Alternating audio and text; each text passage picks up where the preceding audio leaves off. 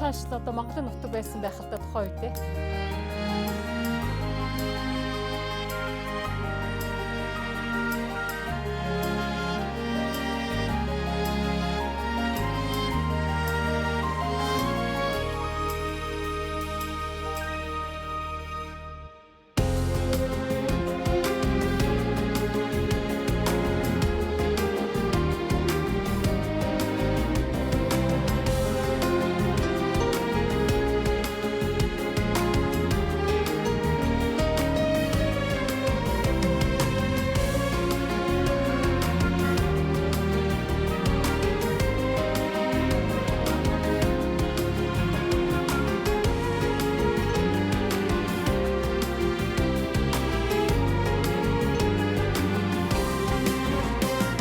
Монголоос аягүй гоё бороо авчирлаа гэдэг.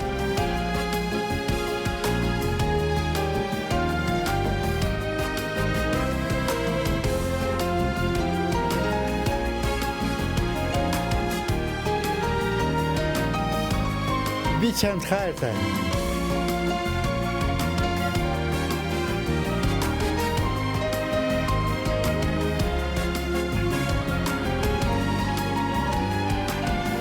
За та бүхэн натаат байгаарай.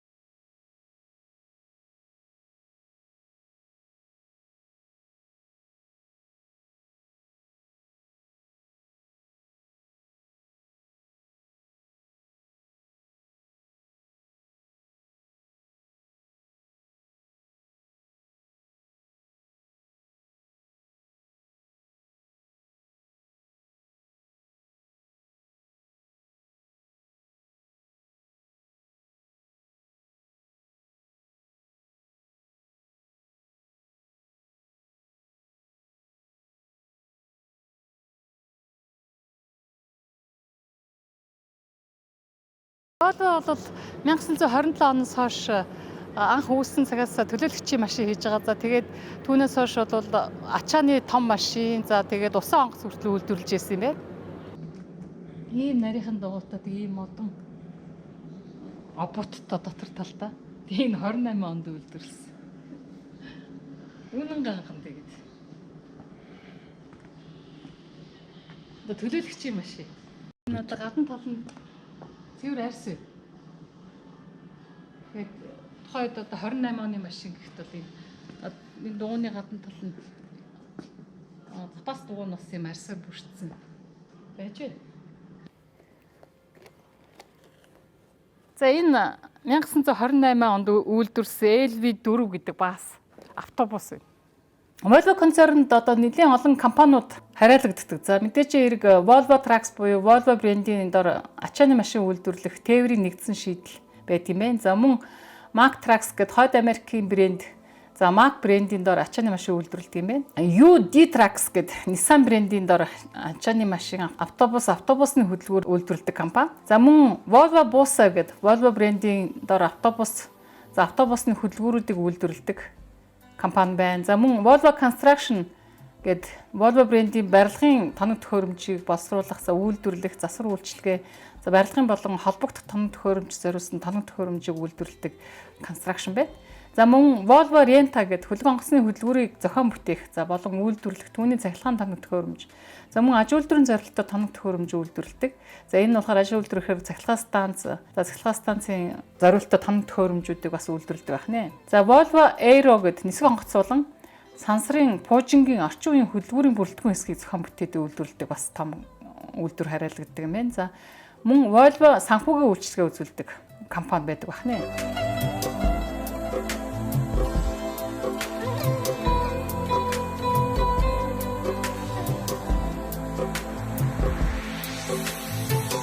За энэ 1954 онд үйлдвэрлэгдсэн спорт загварын машин байна Volvo. За тэгээд энэ дээтэл нь онгорхоо. Тэгээд одоо ч гэсэн яг ийм загварын машин явж ирэхгүй харагдана. За 1120 кг. Тэгэхээр 1 тонн гарна, тийм хүнд биш мөртлөө загвар нь их гоё байгааз.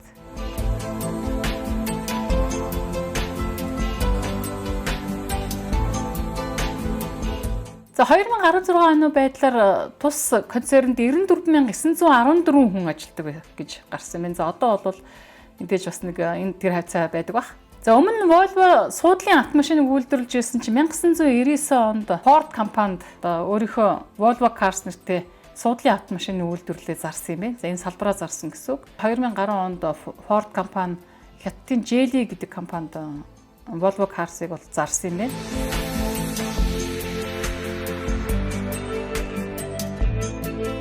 За энэ 1957 онд үйлдвэрлэж исэн Haas-1 гэдэг ийм Volvo-гийн үйлдвэрлэсэн ийм машин юм байна. За тэгээ энэ машины онцлог нь ингээд ардаа ийм нөгөө 57 онд одоо ингээд чирээд явдаг амралтын зорилттой энэ тэнд явахдаа энийгээ тавиад унтаад амраад явдаг одоо нэг орчин үеийн загварынх байдаг шүү дээ. Тэрэн шиг мөртлөө ингээд модоор хийцэн гадна талаар нь хөнгөн цагаанаар ядсан. За 57 онд эдгээр ийм машин хэрэгжилж исэн байна. Дотор талдаа 4 төмөр пүршин ортой. Яа энэ цэхэр өстө өнгө ямар гоё юм. Энэ хэдэн оных вэ?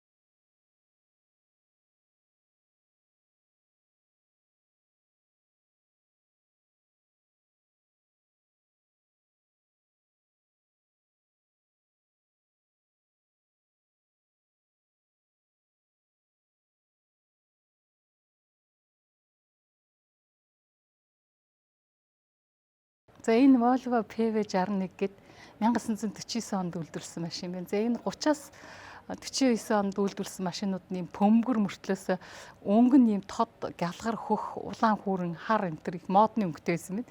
За тэгээд энэ машиныг нөгөө энэ дээр үе нэг канонтер гардаг ард нь ингээд суугаал хөөхнүүд ингээд явж идэг штеп.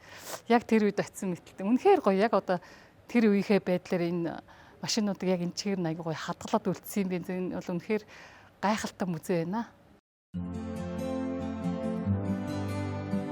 За түүхэн аваад үзэх юм бол тус компаниг 1915 онд Ассар Габриэлсон, Гүдэф Ларсон гэдэг хоёр хүн SKF гэдэг холиховч үйлдвэрлэдэг компанийн охин компаниар нээж ирсэн түүхтэй юм байна. За 1927 оны 4 сарын 14-нд анхны Жакоб OV4 гэдэг цуврал автомашиныг гаргаж ирсэн байна. 8хан жилийн дараа 1935 онд Volvo SKF гэдэг холиховчны үйлдвэрлэдэг компаниас бүрэн бие дааж том үйлдвэр болсон түүхтэй юм байна. За ингээд түүхэн явцад 1956 онд инженер, докторийн зэрэг хамгаалсан Ганнер Инелой гэдэг эдийн засгийн ухааны зэрэгтэй мэдлэг боловсролтой хүн энэ тухайн компанийн ерөнхийлөгчээр ажиллаж хийснээс хойш энэ компани цэцгэлээ хөгжсөн гэж үздэг. Энэ цагдаагийн машин байгаа байхгүй юу? Хар цагаантай. Тэр үед үйлдвэрлэжсэн тусгай зориултын машинууд нь бас их сонирхолтой өнгөний хувьд ч гэсэн. За одоо энэ хэдл нөгөө өнгөлөн дадлах зориулттай цэргийн дарга нарын ундаг зориултын машин. За энэ миний хажууд л харагдаж байгаа болохоор галын машин ингээд час улаан өнгөтэй бүр тод улаан. За энэ хойтолд байгаа энэ болохоор зэрэг оранж өнгөтэй одоо холбооны зориулттай. Цахилгаан холбооны одоо зориултын машин юутайгаа явж байна. За энэ болохоор зэрэг замын машин. Замын одоо ажил хийж байгаа улсад унж явдаг машин. Тэр цаад л болохоор хар цагаантай нь болохоор цагдаа нарын ундаг машин гэдэг. Өнгөний хувьд бол үнэхээр гайхалтай. Тэгээд харахад л нэг яг юу гэж хэлэх юм бэ? Өгөр хэлхээ харахгүй тийм нэг гой сэтгэл төрж байна. Тухайн үед тийм ямар чамин хийсэн юм унж хэрглэж исэн юм бэ гэж бодогдож байна.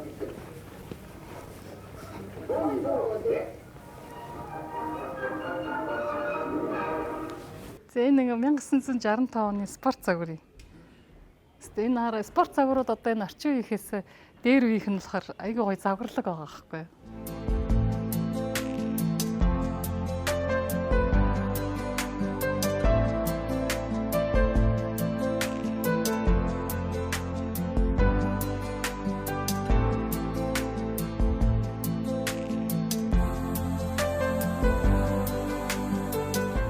За энд мөн нийтэд олноор үйлдвэрлэгдээгүй эмэгтэй хүмүүсийн зохиолсон одоо аягүй гоё загварын машин байна. За жишээлбэл энэ хэдл одоо эмэгтэй хүмүүс зохиолсон олноор ерөөсөө үйлдвэрлэгдээгүй. За энэ 2004 онд үйлдвэрлэсэн юм байна.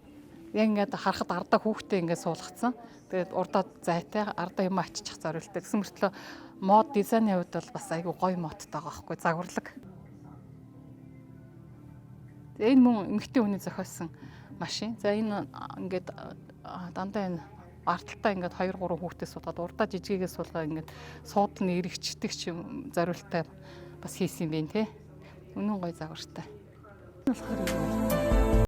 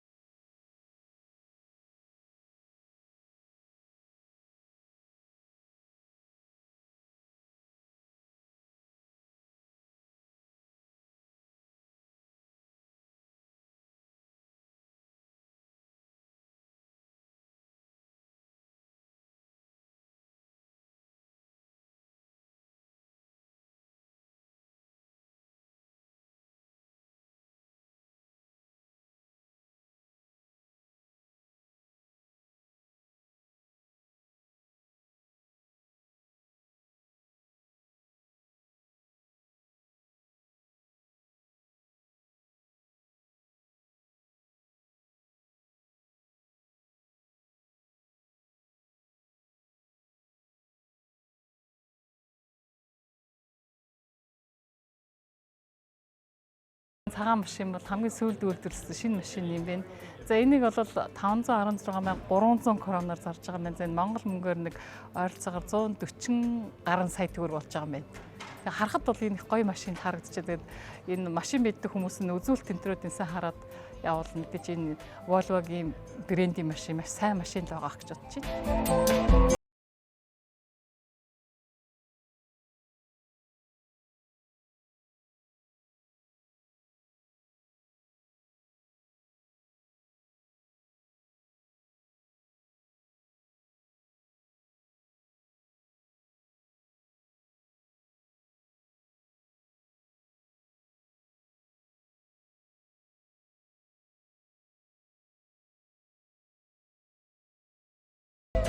За та бүхэн натаа хамт байгаарай.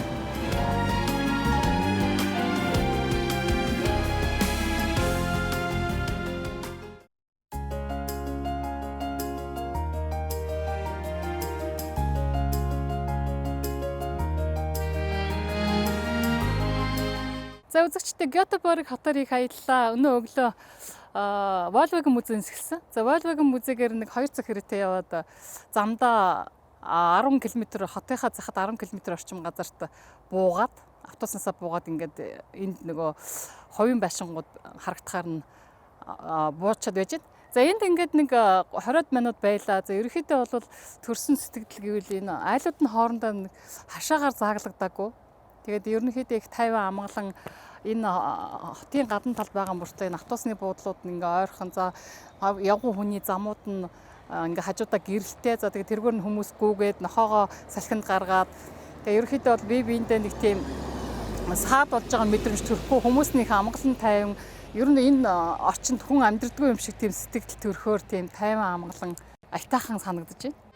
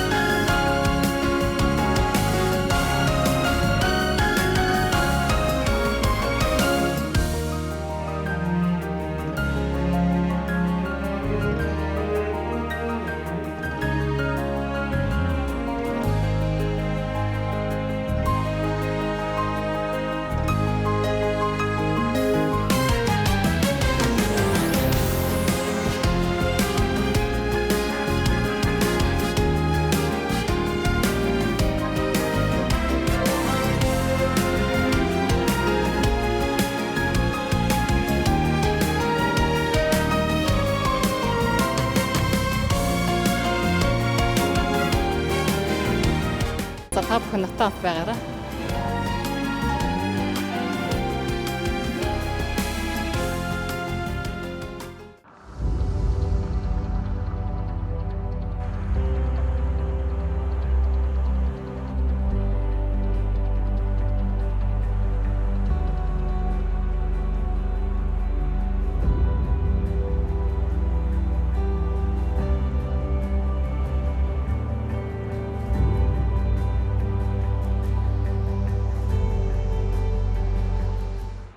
За Гетберг хотоор аяллаа үргэлжлүүлсээр байна.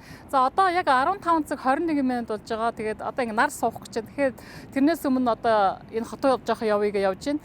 За энэ бол яг далайн эрэг хаваарх газраар мэдээж маш үзэсгэлэнтэй ямар ч одоо бомб хотууд далайн эргээрээ үзэсгэлэнтэй байдаг шүү дээ. За яг миний энэ хойдолд байгаа тэр цагаан Викинг гэдэг асар том усан онгоц. За тэн дээр бол жочид дуудал байд юм байна. Одоо ботлоос ажиллаж байгаа юм байна. За энд ирсэн хүмүүс бол энэ жочид дуудалд өрөө аваад одоо хэд хоног өнгөрөөл бас гайхалтай өдрүүдийг өнгөрөөж болмоор юм байна. За тэрний дээдлэлд байгаа тэр нэг улаан байшин. За тэр байшингийн хамгийн дээр нь гараад хотыг дээрээс нь харж болд юм байна. За яг миний энэ зогсож байгаа газрын энэ ертөнцийн зүгээр баруун талд нь одоо асар том шинээр баригдсан дуурин театр байд юм байна. За энэ театрын барилга бол бас нэлийн орчин үеийн шийдэлтэй байшин байна. За ингээд хотоор аяллаа үргэлжлүүлсээр байна. За 4 цаг гэл тас харах уу болно.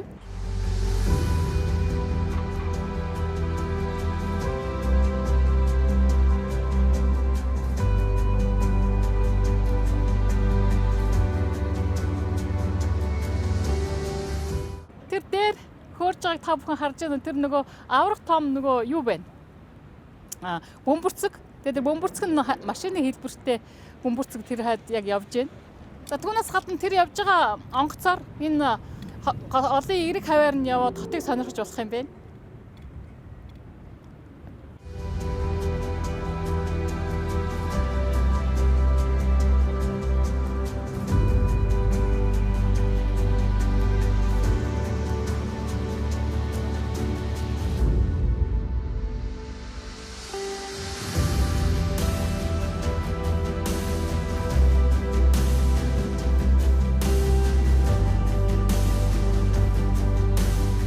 За Готеберг нь Шведийн баруун өмнөд хэсэгт Верста Готландын бүс нутагт оршдог.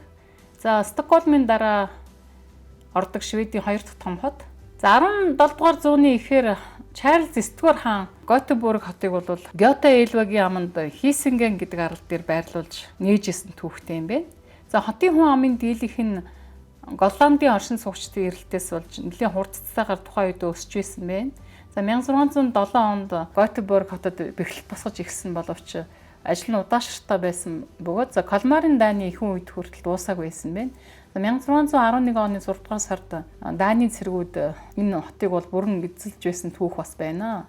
За 1619 онд Густав 2 дугаар Адольф Готеборг хотыг одоогийн байгаа газарт нь яг шилжүүлж байрлуулсан. 1621 онд Густав 2 дугаар Адольф хаан 6 сарын 4-ний өдрөөс эхлэн уг хотыг хааны зүгээс 16 жилийн турш татвараас чөлөөлж ямар ч татвар хурамжгүй худалдаа хийх эрх олгож ирсэн байна. За ингээд 1643 онд Готеборг хотын бэхлэлтийг барьж дуусны ачаар 1643-аас 1645 оны Дайн Шведийн дайны үеэр дайны дайралтыг нисааж чадсан түүхтэй юм байна. За хойд зүгийн дайны үеэр Дайн улс 1717 он ба 1719 онд 2 ч удаа хотыг эзлэхийг оролдсон боловч ордлогууд нь амжилтгүй болж исэн. За 1743-аас 1756 онд Готеберг хот бол маш их өргөжинд хэлсэн гэж үздэг. За энэ үеийг бол эрх чөлөөний 90 үе гэж нэрлэдэг. За хотын цэцэрлэлтийг бий болгож ирсэн. За цай, шаазан, торог зэргийг Хятадаас авчирч за Европын олон худалдаачдад энд ирж дуудлага худалдаагаар зардаг байсан байна. 13 дугаар зууны дунд үеэр хотын хүн ам бүр 10,000-д хүрж исэн байна. Тэр үед Швед улсын 2 дахь том хот гэдэг эрхээ олж авч исэн байна.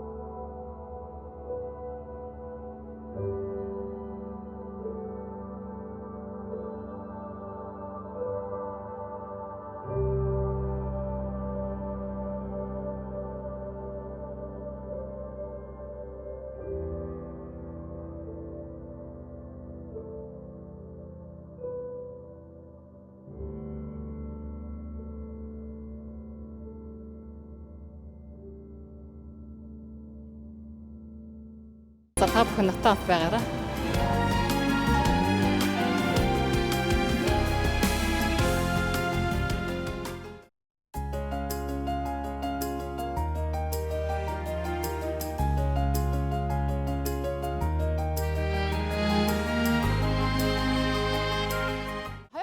дээр Гётеборг хотоор аялах аяллаа өргөжлүүлээд явж байна. За миний энэ хойд харагдж байгаа Лисеборг гэдэг одоо Европт нэлийн хамгийн том хүүхдийн паркын тоонд ордог юм байна. За энд бол хүүхдүүдтэйгээ ирсэн хүн бол одоо зундаа заавал ирж орох ёстой газрын нэг юм байна. За гэвч одоо бол 11 сар гарцсан болохоор ажиллахгүй байгаа юм байна. За тэр хажуу талд нь бас Универсам гэдэг энэ асар том бассейн байгаа юм байна. За тэр дотор нь бол одоо асар том 1.7 сая литр усан дотор байдаг акулуудыг бас харж болдог гэж байна. За тэгээд одоо ажилддаг юм байна. За ингээд цаашаа ингээд явъя. За 19-р зууны их үед Готеборг хот бэхлэлтүүдэд буулгаж ирсэн. За хот бол цэрэг дайны ач холбогдлоо алдсан. За Наполеоны үед болон Английн хувьд бол Готеборг бол Европын худалдаа хийх дамжин өнгөрөх чухал цэг болж олон тооны англи худалдаачид энд ирж суурсан юм байна. За 1840-од онд энэ хот Шведэд импортоор орж иж барааны хамгийн том бомб хот байсан. За мөн энэ зууны эцэхэд Швед улс өөрийн бараагаа гадаадд гаргадаг гол бомб хот нь энэ Готеборг хот болсон юм байна. За үзэгчтэй жуулчдын заавал ирж үзэх ёстой газрын нэг болох загсны зах дээр ирсэн байна. За энэ зах бол 19-р зууны дунд үед баригдсан. За яг тэр үед баригдж байсан сүм хийдийн хэлбэрээр баригдсан их барилга нь өөрөө их өвөрмөцсөн байна. За дотроо бол мэдээж далаагаас авсан цоо шин загснууд 960-ын одоо далайн бүтээгдэхүүнүүдээр алдартай гэж байна. За ингээд дотгошоо орж үзье.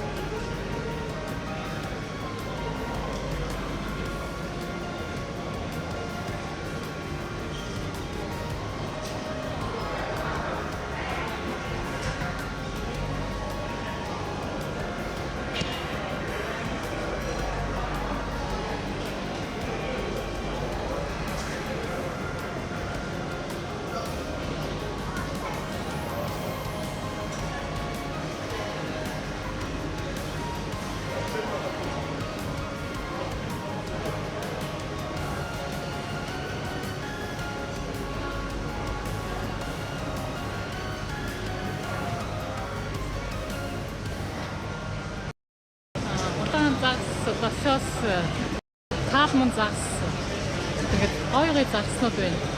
За тэгээд энэ жуулчид энэ дотор нь ирээд өөрсдөө энэ шин загснаас суугаад гоё хоол бэлдээ сууж энэ дотроо энэ ер нь энэ Европын ямар ч захаар ороход бол маш цэвэрхэн одоо энэ Азийн орнуудаар явж байхад бол ер нь заван байдаг шүү дээ. Ардаа хоол унд хийж байгаа байсан. Маш цэвэрх өөр ирэхгүй энд суугаад кофе уугаад загс идмээр санагдчихлаа. За одоо нэг загс иднэ. Let's hope.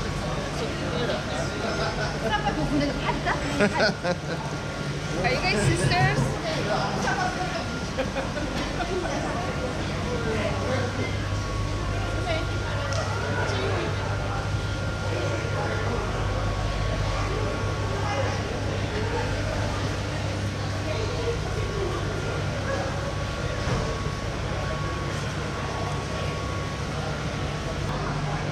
Гоё харагдчих шүү. Өглөөнийхөө цаг ууцсан мөртлөө тэгээд өөрөө ирэхгүй. Энэ шин саалман загс авч идмээр санагдаад байна. Тэгээд бусдын ч одоо чадахгүй бах та саалман загс авч идмээр байна. Тэгээд янз янзын салаатнууд бас хийцэн байна. Тэр энэ нөгөө юу хавчны махаар хийсэн салаатнууд байна. Шин салаатнууд. Янз янзын соусаар бас. Тэгээд энэ Скандинавын орнуудаар бол явж байхад төмсөг бол маш их хэрэглэдэг. Чансан төмс, нухшиг бол хоолндоо байнга хэрэглэдэг. Тэгээд Шведэд ийм нэг өөрийнхөө татсан махтай юм өөрийнхөө махтай төмсийн нухштай хоол нь бол үндэстнийх нь хоол гэд өгчээсэн бидэрт. Тэр нь болохоор яг л зүгээр нэг байдгалгүй өөр их юм ах. Тэгээд ийм томсын нухштай. Өгдөг юм байлээ. Яа. Энэ ястаа гоё хараа чансан. Өндөгтэй юм шиг.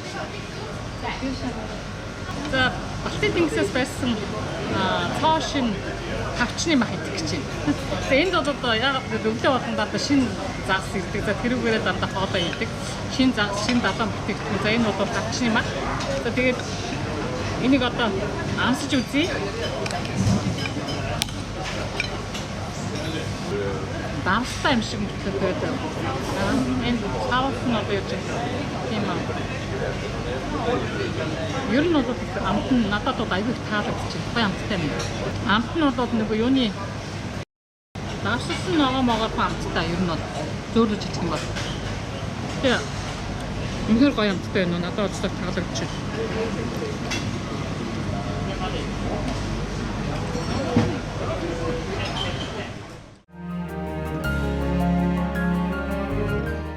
Ингээд чансан авчны махаа идэж болчихлоо. За. Ста амтны хувьд бол би одоо бүр ингээд гараараа бүр ингээд атсан. Энэ гоё амттай байлаа. Тэгээ араас нь юм жоохон пяа уугаад явах болов. Үнэхээр гоё амттай байлаа тэгээ.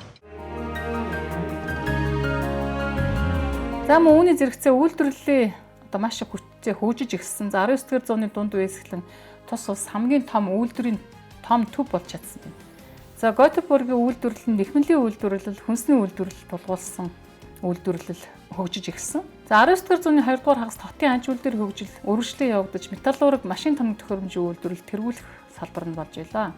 За 20 дугаар зууны ихэнх үед хүнд машин тоног төхөөрөмжийн үйлдвэрлэл нь хотын эдийн засгт бас хүчтэй нөлөө үзүүлж ирсэн. За энэ Göteborg хотын яг төв хэсгээр нь явж байгаад Оскар Фридрих гэдэг юм сүмд орж ирлээ. За сүмийн доторх хот бол уус 1893 онд ашиглалтанд орсон. За тэгээд доторх нь бол нэг иймэрхүү. За тэр цаад талд бол нөгөө орган харагдчихэв. За энэ хамт хаазал бол ерөнхийдөө нэг өндөр. За ер нь энэ Европ зүгийн соёл нь бол бүгд ижилхэн.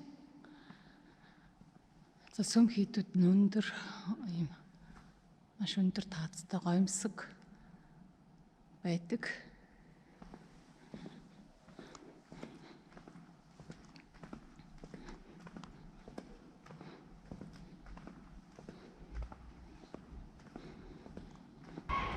За энэ сүм бол гадна талаасаа маш тийм гоёмсог.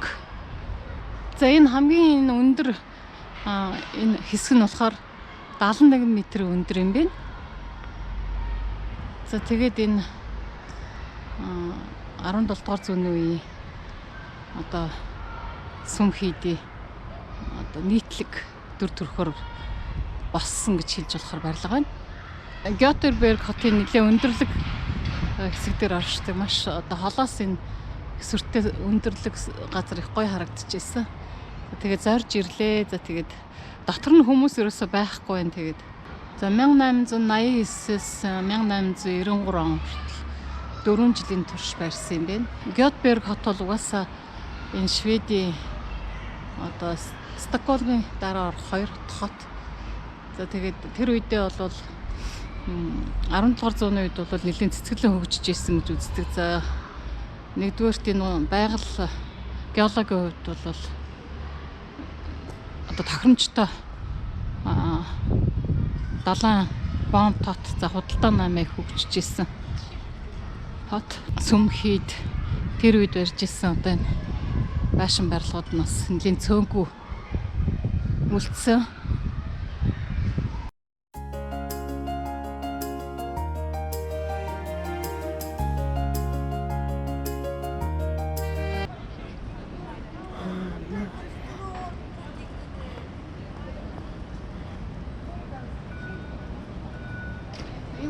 цыгаанаа зөндөө байдаг гэсэн ингээд годамжаар нь яваад харагдаж байна. Хараад цаашаа олчих. Тийм үү.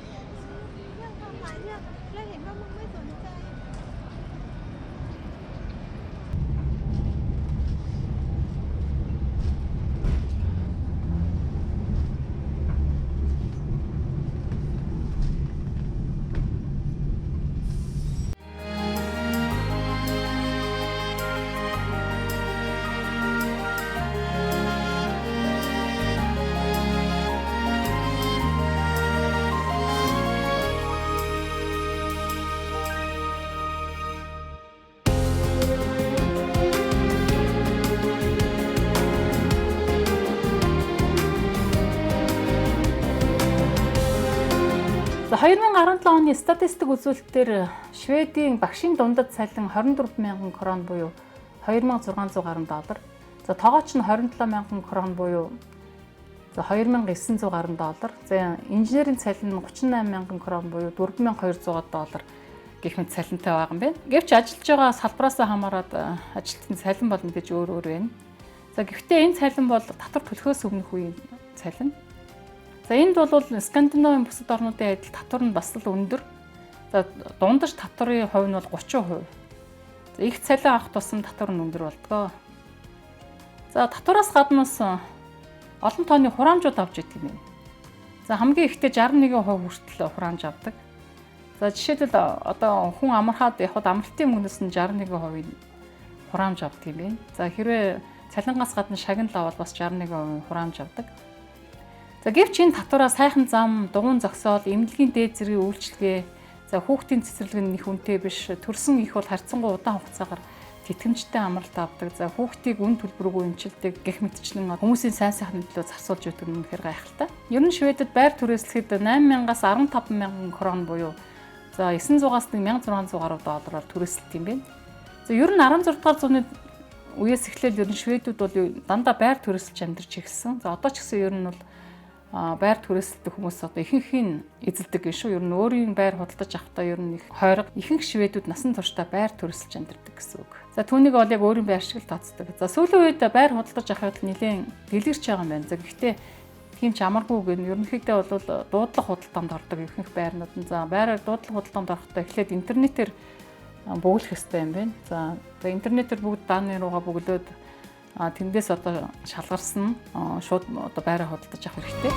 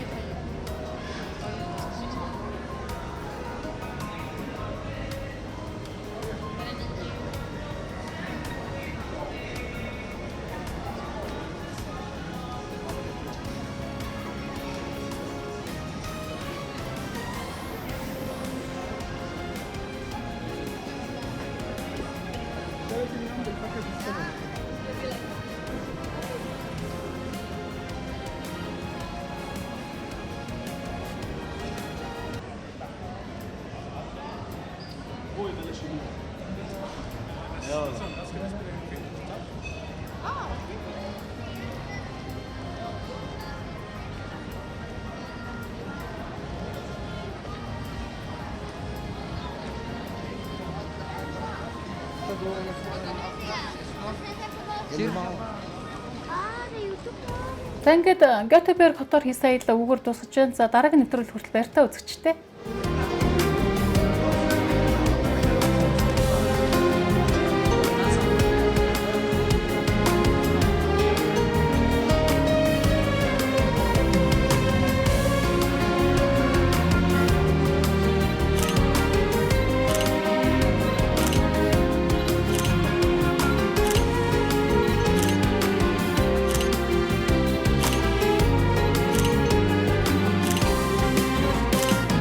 Монголоос аягүй гоё бороо авчлаа гэдэг.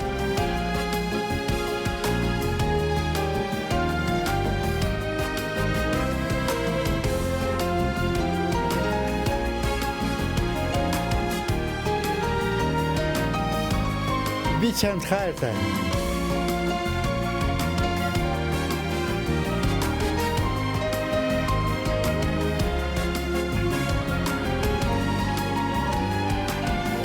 За та бүхэн натаат байгаарай.